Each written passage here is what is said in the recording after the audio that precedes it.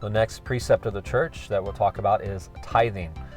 Here in Canon 222, the Christian faithful is obliged to assist with the needs of the church so that the church has what is necessary for divine worship, for the works of the apostolate and of charity, and for the decent support of ministers. So why do I tithe? And it's important to know that tithing is done to your parish. You tithe to your parish.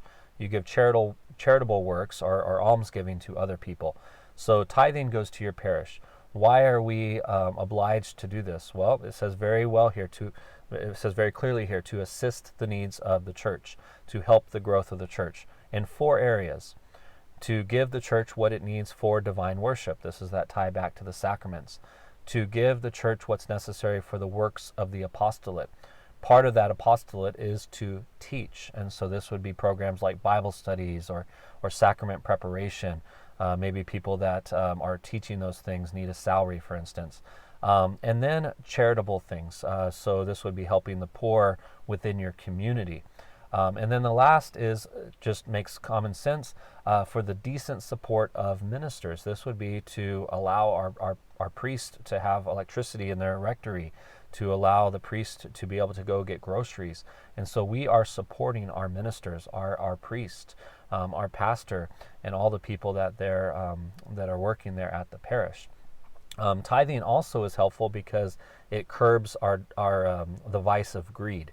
And so instead of hoarding everything, we're willing to give something to our parish so that they can do these things that are necessary for the growth of the church. There are a lot of different opinions on this. I've heard one thing that I really like, and that would be that you tithe 1 day's wage per month. So if you, for instance, make $20 an hour and you work 8 hours a day, then that's going to be $160 that you will be giving every month. When you're going to Mass, you'll be going to Mass probably 4 times a month. Then what are you giving? You're giving $40 every time you go to Mass.